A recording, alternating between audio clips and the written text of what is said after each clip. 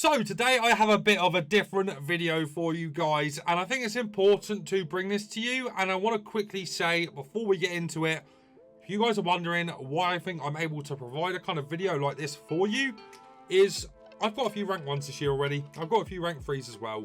And a lot of you don't know this, but I used to play professionally a few years ago as well. FIFA 21 and FIFA 22. I was competing professionally. Of course, you've seen via the title and the thumbnail, what we're going to be talking about today is the most meta players in each position. We have got defenders, midfielders and attackers all coming out on the same day. And the first thing we're going to be covering today is the defenders. I've tried to give as many options as possible for price, budget and the actual meta level of the card. And there's going to be one thing in particular you're going to see about most of the cards that we have put in here. We've got centre-backs and we've got a few full-backs as well. I think centre-backs are the most important though. And the first player we're looking at here is Virgil van Dijk. Probably the best centre-back on the game right now. The reason for that is he's 6'4" with medium-high work rates. He's got good pace. His pace split is a bit dodgy, so if you do pick up this card, you have to put a shadow on him. And his playstyles are absolutely immense. Power header, he is 6'4", remember that. He's got aerial plus as well, which really does work well in tandem with the power header. He has got long ball pass as well, which is actually quite good. And we've got another player in the team that does have that, and it is actually quite overpowered. Jockey is insane on this game. Better as a playstyle plus, but as long as you do have it full stop, you will be okay. Block isn't really the best one. And we've got Bruiser there as well. But the playstyle, which makes or breaks defenders this year, in my opinion, is anticipate. And of course, Virgil has that, and he never, ever, ever loses a header from corners. So if you want him offensively from corners, he's insane, and defensively, an absolute go. So that covers our first player, guys. And as we move on to the next one, we're talking about playstyles again here, guys, and it's Laurent Blanc. Of course, has an SBC in the game right now. Once again, pace split, needs a shadow on him, bit of better pace than Virgil van Dijk, and my god, them two together are ridiculous, man. Absolutely ridiculous. Jockey, anticipate plus, bruiser and aerial. But anticipate plus is the best thing to have on your defenders on this game. He is crazy, crazy good, guys. Arguably better than Virgil van Dijk. I think Virgil just about wins out because of the playstyles he does have. I think Blanc also makes a pretty damn good CDM if you want him as a sole CDM, not going forward at all. Very simple passes. But honestly, Laurent Blanc is an absolute joke. And then the next one, I've got a red card on right now, is Araujo. And this card to me, Block Playstyle Plus, isn't very good. It's quite irrelevant in game and you won't feel too much goodness from it. Jockey, Anticipate and Slide Tackle. As I said, this card to me feels like the B-Tech Virgil van Dijk. Honestly, very, very similar. Pace split is similar as well. His composure is a little bit low, but his defensive stats and physical stats are out of this world, and he's an absolute rock at the back. From my experience, I've used him on my road to glory, and he is an absolute monster. Our next centre-back is quite an interesting one. Now, a lot of you guys are probably going to sit here and go, what? Lisandro Martinez, he's 5'10", which every pundit in the world thought was going to be an issue for him in the Premier League. It was not. And it's also not an issue for him on FC24. I played 118 games with him, a lot of them in champs, and we actually got a rank 1 with Lisandro in our team. First thing that I quite like about him is the accelerate type. It's controlled. It's quite unique because not a lot of centre-backs have the controlled accelerate type.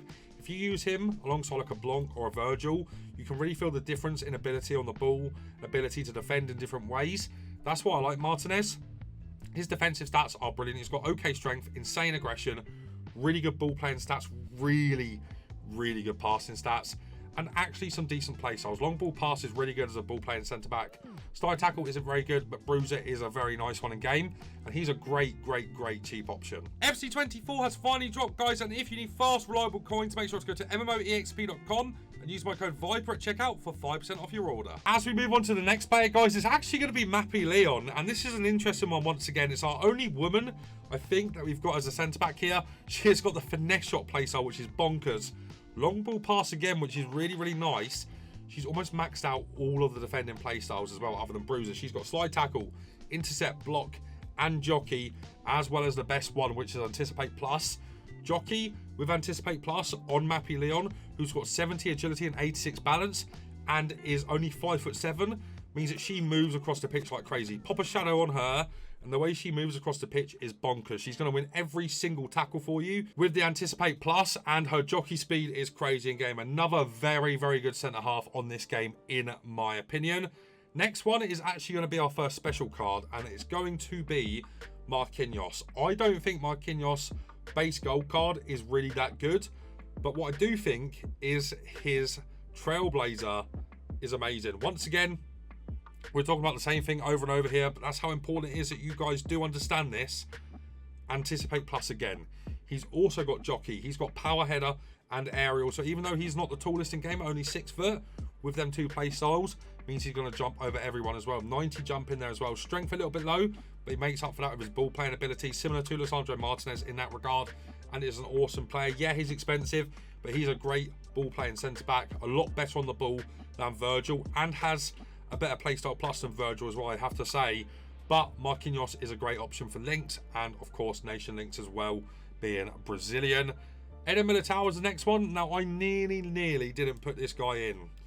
I don't think he's that good this year. Once again, he's got long ball pass. He doesn't have the best passer, no. His defensive playstyles are pretty poor. He does have power header and aerial, but no playstyle plus on Militao. Does let him down a little bit.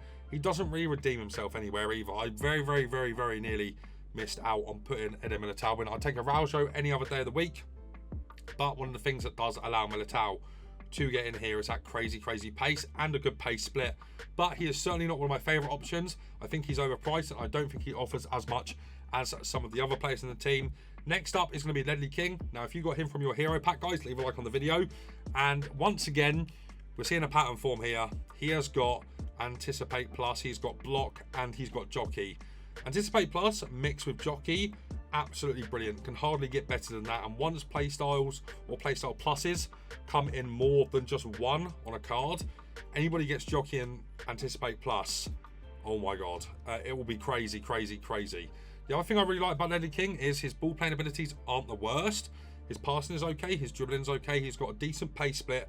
He's very physical. I know it doesn't seem like he is here with only 86 strength. He is 6'2" with a massive body type in game, very similar to Virgil van Dijk's body type, and that makes him absolutely brilliant. And of course, Anticipate Plus once again really is helping these cards out. Next up is a very cheap option for you.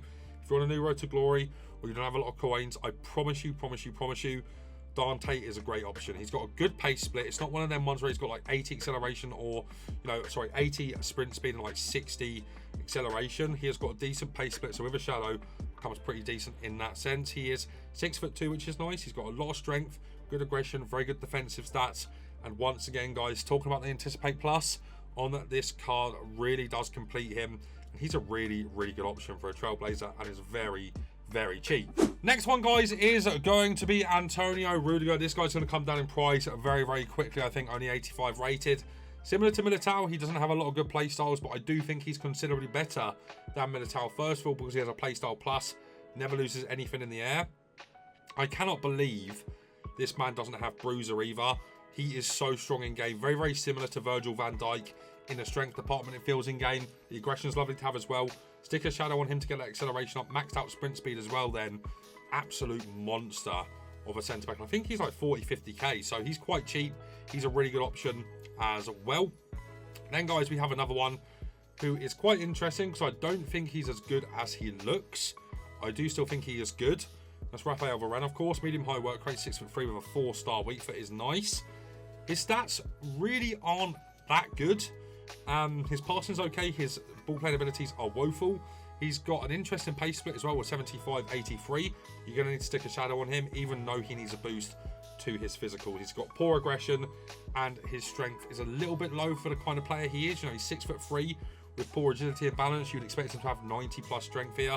He's great at making tackles. Once again, because he's got Anticipate Plus, that really does boost up his value. I do think if he didn't have this as a playstyle plus, he would genuinely be about 20k right now, because the card really isn't very good outside of the playstyle, but the playstyle plus really does make him, guys, and does turn him from like a 6 out of 10 centre back to a 9 out of 10 at times. So he's a great option. French as well, and Premier League, really nice links. And then, guys, as we come to the bench, you can see the options now that we've got on the bench. And first of all, we are looking at Koundé. You can't actually see Koundé right now, so I'm going to go over a few of the ones that you can't see.